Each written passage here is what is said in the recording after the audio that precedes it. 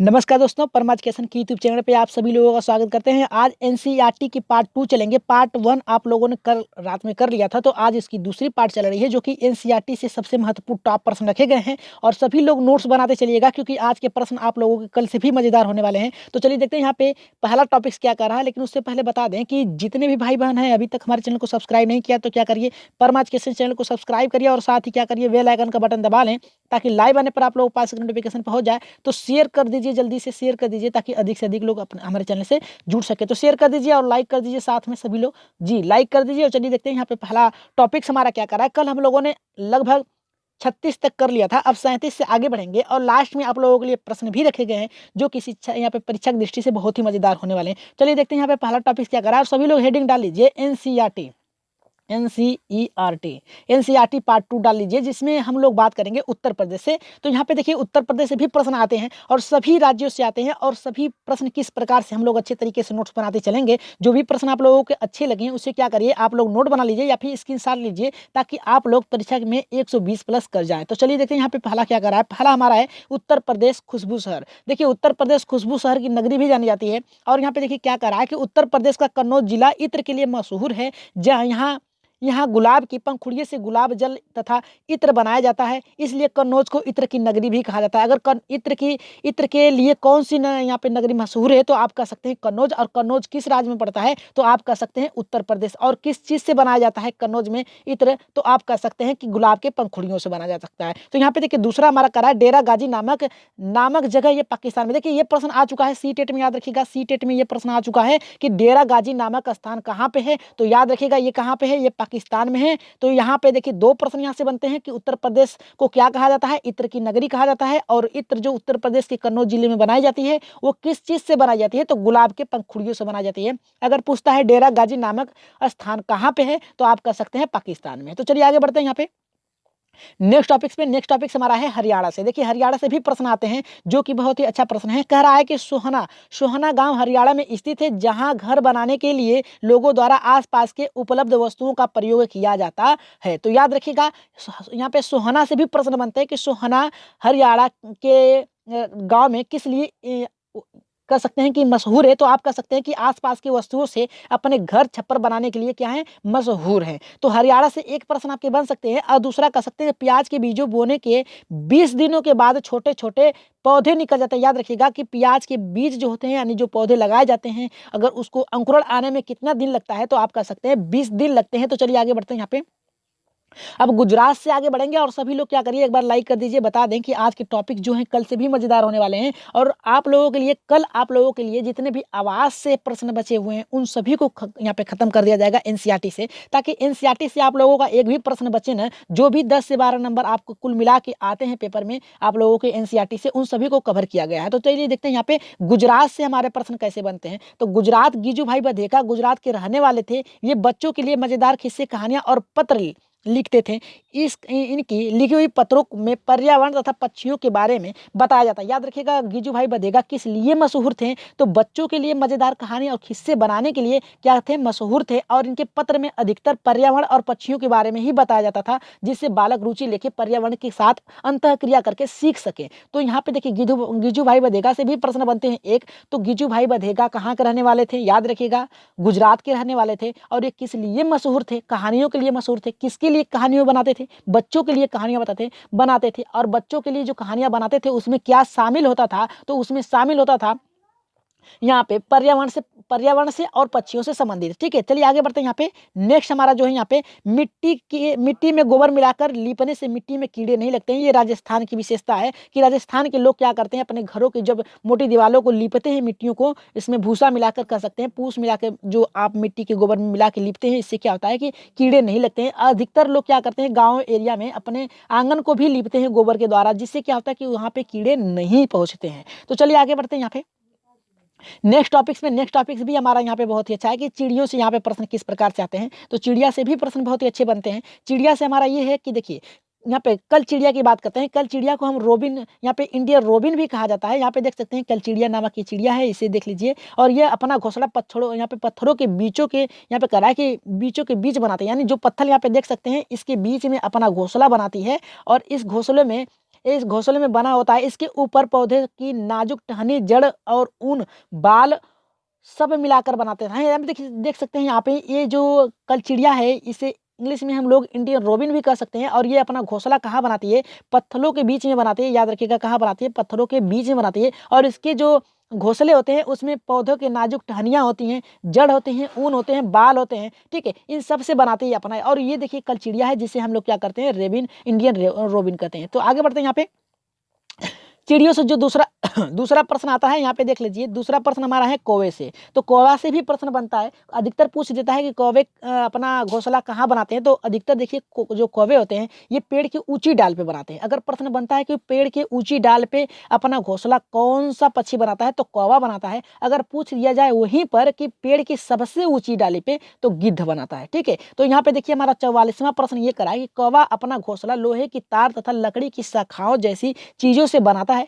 कौवा पेड़ की ऊंची डाल पर अपना घोंसला बनाता है। देखिए यहाँ पे दे दिया है सीधे सीधे, यहाँ पे यहीं से एनसीईआरटी उठाता है कि ऊंची डाल पे, पेड़ की ऊंची डाल पे अपना घोंसला कौन सा पक्षी बनाता है। तो याद रखिएगा कौन बनाता है? कौवा बनाता है। और इसके घोंसले में क्या क्या पाए जाते हैं? तो घोंसले में लोहे के तार पाए जाते हैं, लकड़ी की शाखाएं पाए जाते हैं, ठीक है। यहाँ पे देख सकते हैं, यहाँ पे दिखाई नहीं दे रहा है लेकिन यहाँ पे लोहे की तार पकड़ा हुआ है, ठीक है।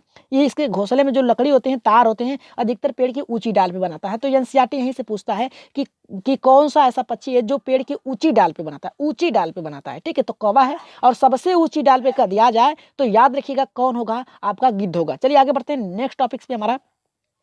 यहाँ पे देखिए हम बात करेंगे कोयल से। कोयल से भी प्रश्न आपके बनते हैं। तो चलिए इसे छोड़ा नहीं जाएगा। यहाँ पे देखिए कोयल से किस प्रकार से प्रश्न बनते हैं कि कोयल अपना घोंसला नहीं बनाती है तथा अपना अंडा कौवे के घोंसला में देती है, और कौवा अपने अंडे के साथ कोयल के भी अंडे को सेता है। तो याद रखिएगा अगर प्रश्न पूछता है कि कौन सा पक्षी अपना घोंसला नहीं बनाता है, तो याद रखिएगा कौन है? कोयल है। और कोयल अपने अंडे को किसके घोंसले में रखती है? तो कौवे के घोंसले में रखती है। याद रखिएगा सबसे महत्वपूर्ण पॉइंट ये है कि कौन सा पक्षी अपना घोंसला नहीं बनाती है। तो याद रखिएगा कोयल जो है अपना घोंसला नहीं बनाती है, अपने अंडे को क्या करती है? यहाँ पे कौवे के घोंसले में रख देती है, छोड़ देती है, और उसके बच्चों के साथ ही बड़ा होता है इसके बच्चे। और लास्ट में क्या होता है? जब बड़े हो जाते हैं, पंख आ जाते हैं, तो इसके जो बच्चे होते हैं अपने साथियों को छोड़ देते हैं, ठीक है। तो यहाँ से प्रश्न बनता है यहाँ पे कोयल अपने जो घोंसले होते हैं नहीं बनाते हैं, अपने अंडे को कौवे के घोंसले में रखती है, और वहीं पर कौवे क्या करता है? अपने बच्चों के साथ क्या करता है? उसका भी पालन पोषण करता है। चलिए आगे बढ़ते हैं यहाँ पे।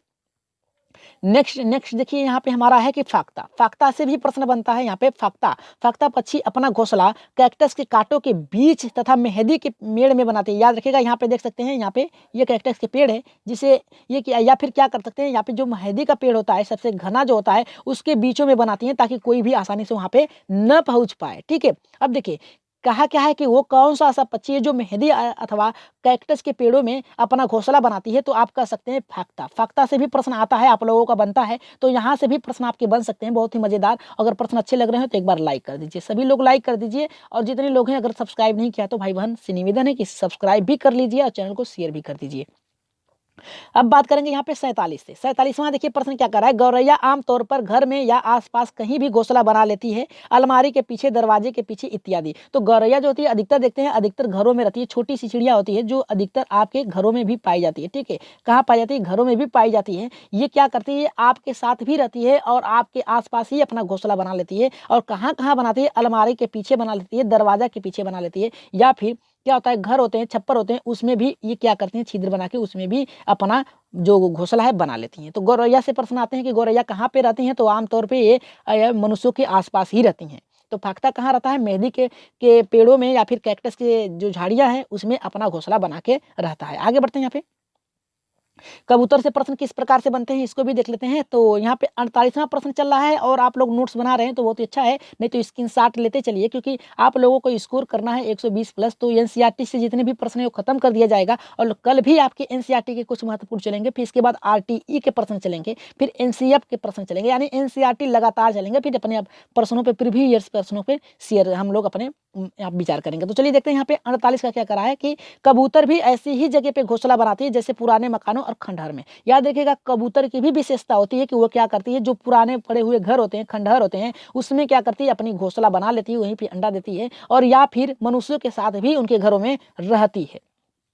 अब दूसरा हमारा कह रहा है कि यहाँ पे बसंत गौरी पेड़ के तने में गहरी छेद बनाकर उसमें अंडे देती है। बसंत गौरी जो होती है, याद रखिएगा वो कैसी होती है, पेड़ जो होता है उसमें क्या करती है, चोंच से मार के क्या करती है, उसमें छिद्र कर देती है और उसमें घोंसला बना के उसी में क्या करती है, अंडे देती है। तो याद रखिएगा कौन सा पक्षी है जो पेड़ों की टहनियों में छेद करके अपना अंडा देता है, तो याद रखिएगा कौन सा है, बसंत गौरी। ठीक है, बसंत गौरी एक ऐसा पक्षी है जो टहनियों में छेद कर देता है अपने चोंच के माध्यम से और उसी में क्या करता है, अंडा देता है। अब बात करेंगे दर्जन, यहाँ पे दर्जन चिड़िया। देखिए यहाँ से प्रश्न आपको हर साल देखने को मिलेंगे, पेपर उठा के देख लीजिएगा कि दर्जन चिड़िया अपनी चोंच से पत्तों को सी लेती है, इसके बीच में अंडे देती है तथा इसका घोंसला घोंसला बनाती है। याद रखिएगा दर्जन चिड़िया यहाँ पे देख सकते हैं लालटेन की तरह भी ये अपने जो घोंसला है बना देती है और उसी के बीच क्या करती है, अंडे देती है। तो ये अधिकतर कहाँ पे अंडा देती है, ये दर्जन चिड़िया जो होती है अधिकतर मशहूर है किस लिए, अपने जो पत्ते होते हैं उसी के माध्यम से सी कर क्या करती है, कुछ कतवार जो होती हैं, जो भी पूछ होते हैं उसके द्वारा ही सील कर क्या करती है, घोंसला बनाती है। यहाँ पे देख सकते हैं घोंसला यहाँ पे बना हुआ है इसका, देखिए यहाँ पे घोंसला बना हुआ है और इसी में, ठीक है, इसी में क्या करती है, उसी में रहती है। और इसका जो घोंसला का निर्माण होता है कौन करता है, नर पक्षी करता है, नर पक्षी करता है। ठीक है, और जो मादा होती है ये क्या करती है, उसमें से एक घोंसले को चुनती है और जो उसे अच्छा लगता है उसी में क्या करती है, अंडा देती है। तो यहाँ पे देखिए दर्जन चिड़िया जो होती है सीलने यानी घोंसला सील कर बनाने के लिए मशहूर है। आगे बढ़ते हैं, यहाँ पे सबसे महत्वपूर्ण टॉपिक्स है। देखिए टॉपिक्स आज खत्म होगा जल्दी ही क्योंकि ज़्यादा प्रश्न नहीं है, तो आप लोग चिंता ना करें क्योंकि प्रश्न भी आप लोगों के लिए यहाँ पे है। तो यहाँ पे देखिए कह रहा है हमारा कि नर वीवर पक्षी घोंसला बनाता है, मादा वीवर उन सभी घोंसलों को देखती है, इनमें से जो अच्छा लगता है उसमें अंडा देती है। तो हमने पहले ही कहा है कि नर वीवर जो होता है वो घोंसला बनाता है, ठीक है, वो घोंसला बनाता है और घोंसले में क्या होता है कि पक्षी जो होती है उसमें उसको चुनती है, ठीक है, उसको क्या करती है, चुनती है और चुनने के बाद उसमें अंडा देती है, यानी ढेर सारे अंडे उसमें घोंसला रहता है। तो सोचिए कितना जो बीवर होता है, पक्षी होता है, कितना मेहनत करता होगा। तो अब बात करेंगे यहाँ पे शक्कर खोरा। शक्कर खोरा क्या है, शक्कर खोरा ये पक्षी पेड़ की डाली पर अपना लटकता हुआ घोंसला बनाता है। इसका घोंसला बाल बाल यहाँ पे कह रहा है बारीक घास, पतली टहनियाँ या फिर सूखे हुए पत्ते, पेड़ की छाल के टुकड़े और कपड़े की यहाँ पे चिपटी से बनी होती है। याद रखिएगा जो यहाँ पे शक्कर खोरा होता है आप लोग देखे होंगे, अधिकतर पेड़ जो होते हैं, अधिकतर नदियों के तालाबों के किनारे जो होते हैं उसी के किनारे ये क्या करता है, अपना घोंसला बनाता है। ठीक है, घोंसला बनाता है और ये इसी घोंसले में क्या क्या ये मौजूद करता है, इसमें देखिए बाल होते हैं, बारीक घास होती है, पतली टहनियाँ होती हैं, सूखे पत्ते भी होते हैं इसके। ठीक है, ये जो शक्कर खोरा होता है पक्षी, तो ये कहाँ पे बनाता है, ये जो तालाब होते हैं उसके किनारे बनाता है। ठीक है, तो शक्कर खोरा से भी प्रश्न आते हैं आपके, नर बीवर से भी आते हैं। तो चलिए आगे बढ़ते हैं। यहाँ पे सांपों से देख लेते हैं किस प्रकार से प्रश्न आते हैं कि सांप, देखिए सांप के दो खोखले दांत होते हैं, याद रखिएगा सांप के कितने खोखले दांत होते हैं, दो होते हैं। ठीक है, याद रखिएगा। और जो सांप होता है इसे किसान का मित्र भी कहा जाता है, याद रखिएगा। सेकेंड यानी पहले में जो आप कह सकते हैं केचुओं की कह सकते हैं, अगर केचुआ नहीं है तो अगर सांप है तो सांप को भी किसान का मित्र कहा जा सकता है क्योंकि खेतों में जो जो चूहे होते हैं उसको खा जाता है। तो यहाँ पे देखिए सांप से कैसे प्रश्न बनते हैं। यहाँ पे सांप से ये करा कि सांप के दांत नुकीले होते हैं, ये अपने शिकार को चबाता नहीं बल्कि निगल जाता है। याद रखिएगा यहाँ पे सांप की विशेषता है कि सांप अपने जो भोजन होता है या फिर जो अपने जीव होता है उसको खाता है शिकार को, तो वो चबाता नहीं है क्योंकि इसके पास दो ही दांत है। याद रखिएगा दो ही दांत होते हैं और ये अपने शिकार को क्या करता है, चबाता नहीं बल्कि खा जाता है, निगल जाता है। तो सांप को किसानों का मित्र भी कहा जाता है। क्या कहा जाता है, किसानों का मित्र भी कहा जाता है। याद रखिएगा ये प्रश्न आ चुका है। ठीक है, इसे इंपॉर्टेंट है, इसे लगा लीजिए आप लोग, वेरी इंपॉर्टेंट टैग लगा लीजिए। किसानों को सांप का मित्र भी कहा जाता है। ठीक है, एनसीईआरटी ने माना है। अब बात करेंगे गिलहरी। गिलहरी के दांत हमेशा बढ़ते रहते हैं, दांतों को बराबर रखने के लिए हमेशा कुतरती रहती है। तो गिलहरी जो होती है, याद रखिएगा जो गिलहरी होती है ये क्या करती है, अपने दांतों को कुतरते रहती है क्योंकि इसके दांत हमेशा बढ़ते रहते हैं। ठीक है, ये अपने दांतों को सीमित रखने के लिए क्या करती है, कुछ न कुछ चबाती रहती है, फिर कुतरते रहता है। देखेंगे हमेशा ये कुछ न कुछ खाते ही रहती है। तो यहाँ पे अगर प्रश्न बनता है कि कौन सी जीव है जिसके दांत हमेशा अग्र दांत बढ़ते रहते हैं और उसे सीमित रखने के लिए या फिर बड़े उसे कुतरता रहता है, वो कौन सा जीव है, तो आप याद रखिएगा गिलहरी है। गिलहरी से प्रश्न बनता है तो यहाँ पे गिलहरी से 1 नंबर बनते हैं और सांप से भी 1 नंबर के प्रश्न बनते हैं। तो आप लोग याद रखिएगा सबसे महत्वपूर्ण यहाँ पे ये बात है कि गिलहरी इसके अग्र दांत बढ़ते रहते हैं। चूहा भी अगर दे दिया प्रश्न में तो याद रखिएगा गिलहरी को ही मानेंगे आप, गिलहरी को ही मानेंगे क्योंकि इसके अग्र दांत बढ़ते रहते हैं और ये क्या करता है, अपने दांत को सीमित यानी एक बराबर रखने के लिए क्या करता है, वस्तुओं को कुतरता रहता है, पेड़ की टहनियों को कुतरता रहता है। ठीक है, चलिए आगे बढ़ते हैं। यहाँ पे नेक्स्ट यहाँ पे कर्नाटक से प्रश्न आ गए। देखिए कर्नाटक किस लिए मशहूर है, क्योंकि यहाँ से भी प्रश्न आपके बनते हैं कि भीम संघ यह बच्चों की पंचायत कर्नाटक के होलगुंडी गांव में बनी पानी की समस्या थी, भीम संघ ने पानी की समस्या का समाधान ढूंढा। यानी देखिए, ये भीम कर्नाटक में एक भीम संघ है जो किसके लिए मशहूर है, बच्चों की पंचायत के लिए मशहूर है, और ये कर्नाटक में होलगुंडी गांव में है और पानी की समस्याओं के लिए जाना जाता है। और इसके निवारण किसने किया था, बच्चों के भीम संघ ने यहाँ पे पंचायत ने क्या किया था, पानियों की समस्या को दूर किया था। तो ये याद रखिएगा कि भीम संघ कहाँ पर है अवस्थित है, तो भीम यहाँ पे जो संघ पंचायत है ये कर्नाटक के राज्य में होलगुंडी जिले में क्या है, गांव में अवस्थित है। और ये किस लिए जाना जाता है, या पानी की समस्याओं को दूर करने के लिए जाना जाता है कर्नाटक। तो यहाँ से प्रश्न आपके बनते हैं कि भीम संघ किसके लिए जाने जाते हैं, तो ये बच्चों का पंचायत सदस्य है, जिसमें पानी की समस्या की किल्लत के कारण एक पंचायत संगठन किया गया था, और भी किसके द्वारा किया गया था, बच्चों के द्वारा किया गया था। और उन्होंने क्या किया था, उस समस्या का निजात किया था, ठीक है, ढूंढा था। तो ये प्रश्न आपके कर्नाटक से बन सकते हैं। आगे बढ़ते हैं। यहाँ पे रेगिस्तानी ओक से किस प्रकार से प्रश्न बनते हैं, चलिए देख लेते हैं। देखिए, रेगिस्तानी ओक यह वृक्ष ऑस्ट्रेलिया में पाया जाता है। प्रश्न बनता है कभी कभी अबू धाबी बन जाता है, ठीक है, अबू धाबी आ जाता है प्रश्न में, या फिर बन जाता है आपका भारत, ठीक है, भारत के राजस्थान में बन जाता है, या फिर ऑस्ट्रेलिया आता है। तो आप मान सकते हैं कि ये जो रेगिस्तानी ओक है ये कहाँ पर है, मान नहीं सकते, कन्फर्म है कि आपका ऑस्ट्रेलिया में पाया जाता है। यह अपनी ऊंचाई के लगभग 30 गुना अधिक जमीन के नीचे जाता है। जो रेगिस्तानी ओक है इसकी विशेषता ये है कि पानी की तलाश में ये क्या करता है, अपने से 30 गुना अधिक जमीन के अंदर चला जाता है, फैली होती हैं। इसकी जड़ें जमीन में गहराई तक जाती हैं जब तक कि पानी ना मिल जाए, और यह वृक्ष के तनों में पानी जमा होती है और पतले पाइप डालकर यहाँ के लोग निकाल के पीते हैं। याद रखिएगा, किस पेड़ की टहनियों में पानी इकट्ठा होता है और वहाँ के लोग निवासी जो होते हैं पानी पतली पाइप डालकर पीते हैं। तो याद रखिएगा कौन सा प्रश्न बनेगा, आपका ओक बनेगा ऑप्शन में, ठीक है। और पूछा जाएगा कि ओक के वृक्ष कहाँ पर पाए जाते हैं, तो याद रखिएगा ऑस्ट्रेलिया में पाए जाते हैं ओक के वृक्ष। और ये भी प्रश्न बनता है कि इसकी जड़ें कितनी गहराई तक अंदर जाती हैं, तो 30 गुना तक अंदर जमीन के अंदर जाती है जब तक कि पानी न मिल जाए अपने ऊंचाई से।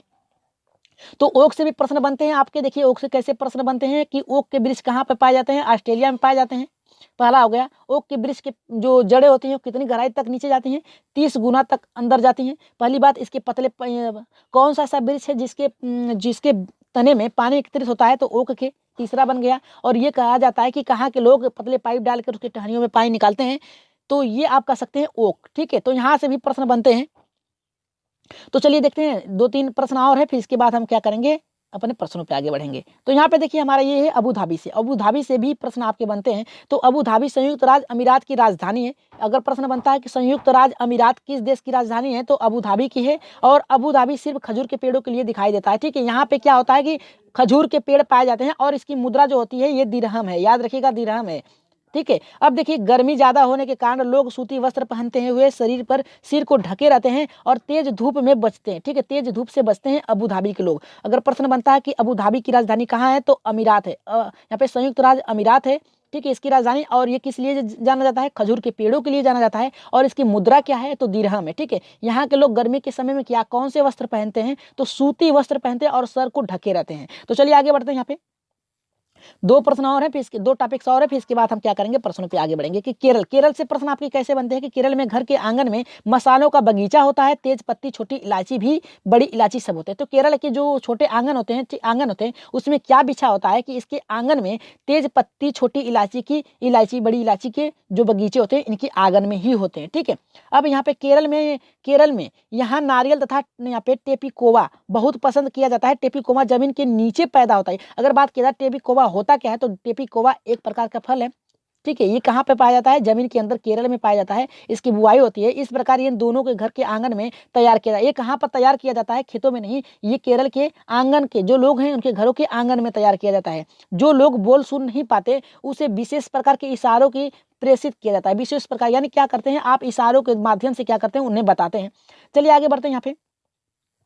यहाँ पे विशेषता ये है हमारी कि चूहों में देखने की क्षमता कम होती है, परंतु यहाँ पे छूने स्वाद करने की क्षमता बहुत तीव्र होती है। तो कौन सा ऐसा जीव है जिसकी स्वाद करने की क्षमता बहुत तीव्र होती है, देखने की क्षमता बहुत कम होती है, और छूने और टोस्ट करने की जो क्षमता होती है बहुत ही अधिक होती है। तो आप कह सकते हैं चूहे से भी प्रश्न बनता है। तो चूहे से प्रश्न ये बनता है कि कौन सा जीव है जिसे जो देख नहीं सकता, कम दिखाई देता है, पर सूंघने और टोस्ट करने की क्षमता बहुत अधिक होती है, तो चूहा से बनता है। अगर प्रश्न बनता है गांधी जी से, तो गांधी जी के 150वें सर्वगठन के लिए स्वच्छ भारत अभियान की शुरुआत श्री नरेंद्र मोदी ने 2014 में की थी और इसे एहसास दिलाया था कि स्वच्छता हमारी जिम्मेदारी नहीं बल्कि हमारा फर्ज है। तो ये तो सही है, दायित्व भी है कि स्वच्छता जितना हमारे आसपास रहेगी उतनी ही बीमारियां हमसे दूर रहेंगी। तो इसका शुभारंभ किसने किया था? तो माननीय प्रधानमंत्री नरेंद्र दामोदर दास मोदी ने किया था। कब किया था? यहाँ पे हमारे 2014 में किया था। तो चलिए आगे बढ़ते हैं। यहाँ पे नेक्स्ट टॉपिक हमारा यहाँ पे लिंगफिन हेन। ठीक है, यहाँ पे देखिए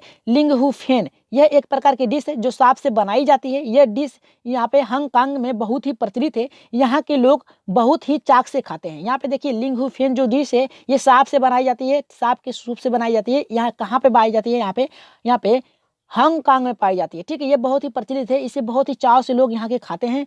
तो याद रखिएगा, प्रश्न बनता है लिंगहुफेन किसे कहा जाता है?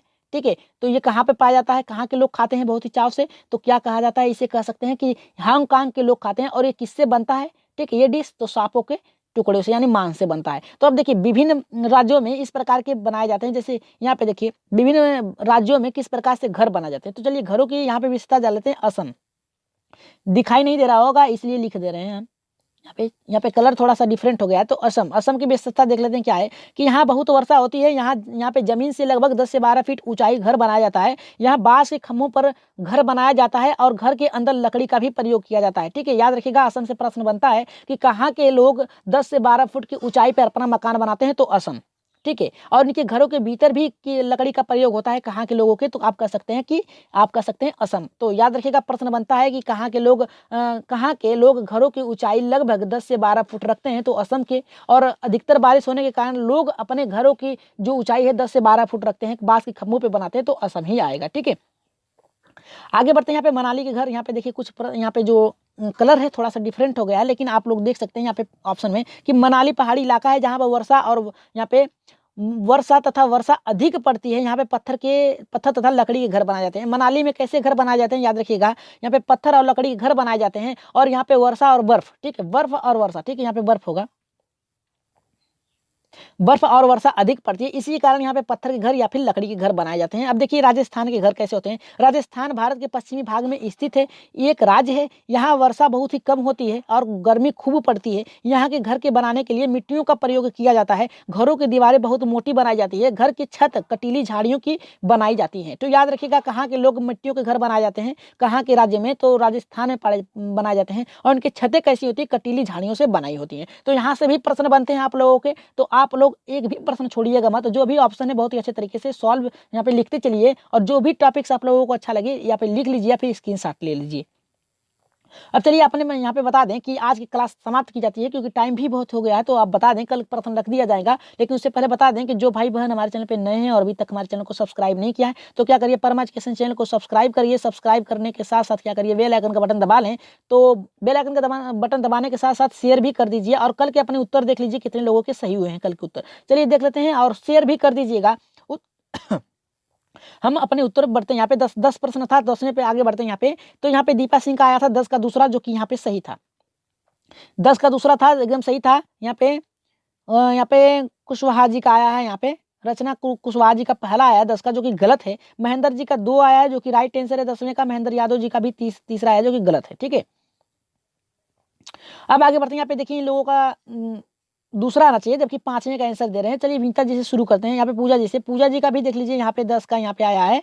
कितना आया है? दूसरा आया जो कि राइट आंसर है। पूजा यादव जी का 10वें का दूसरा है जो कि राइट आंसर है। ठीक है, आगे बढ़ते हैं। यहाँ पे विनीता जी का भी आ गया है 10वें का दूसरा जो कि राइट आंसर है। सभी लोग अपना उत्तर देख कर ही जाइएगा नीचे। ठीक है, तो विनीता जी का भी आ गया। और यहाँ पे बात करेंगे, आज सर मैं लेट हो गई, प्रियंका चौहान जी। कोई बात नहीं, आप पीडीएफ ले लीजिएगा, आपको पीडीएफ मिल जाएगा, दोनों ही पीडीएफ मिल जाएंगे, एक साथ मिलेंगे। तो यहाँ पे देखिए पूजा जी यादव जी का भी आ गया है 10 का दूसरा जो कि राइट आंसर है।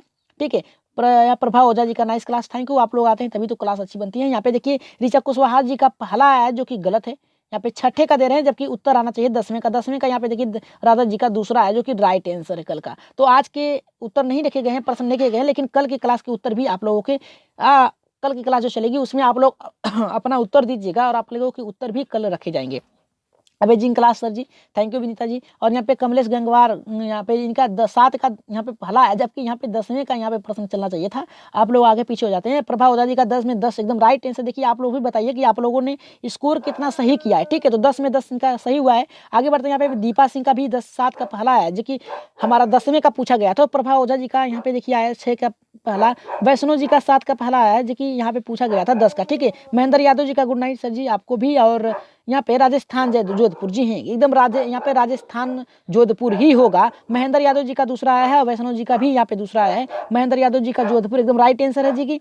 अनिश राज यहाँ पे राठौर जी का यहाँ पे 9वें का दूसरा आया है। वैष्णो जी का ओके, साथ थैंक यू। आप यहाँ पे सभी लोगों का लगभग उत्तर सभी सही ही आया है, जबकि 10वें का पूछा गया है। तो यूँ लोग बता रहे हैं 9वें का, 6ठे का, 5वें का, जबकि 10वें का। प्रियंका चौहान जी का यहाँ पे 10वें का दूसरा है, जो कि राइट आंसर है, ठीक है। तो आज की क्लास यहीं पे समाप्त की जाती है। अपने उत्तर भी आप लोग दे दिया करिए, कमेंट में अपना राय दीजिए कि आज की क्लास कैसी लगी। तो आप लोगों की भी नाम और आपके सुझाव कल की क्लास में रखी जाएंगे। तो आज के लिए इतना ही, अपना ख्याल रखिएगा, धन्यवाद।